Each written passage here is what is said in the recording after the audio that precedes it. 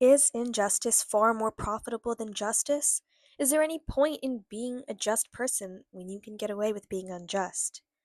This is what Plato discusses in Book 2 of the Republic through the example of Glaucon, who presents the Ring of Gyges. The Ring of Gyges is a myth that Glaucon presents to try to compel Socrates that perhaps justice is just something people do to avoid punishment. Our story begins with a shepherd, and he is your run of the mill good guy. You would consider him a pretty just person.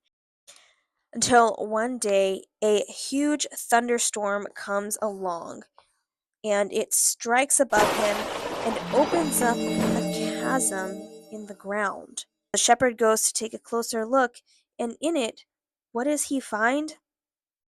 He finds a lot of gold, and then a corpse with nothing but a ring on the finger. Just a naked dead body in a chasm. And what does he do? He says, I'm gonna take that ring. Definitely not what I would be doing in his situation, but hey, to each his own. So he takes this ring and he puts it on his finger and goes about his day, and he goes to a town hall meeting wearing this ring. And so he's listening in the town hall meeting. Everyone's blabbering about all of their issues, and he starts fidgeting with the ring. And as he's fidgeting with the ring, he turns the chasm, this thing, towards himself. And he realizes that when he turns this towards himself, people start talking about him like he's already left the building. So he turns it back.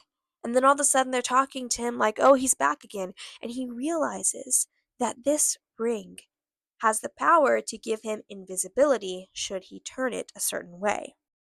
With this power, our just shepherd is now virtually unstoppable.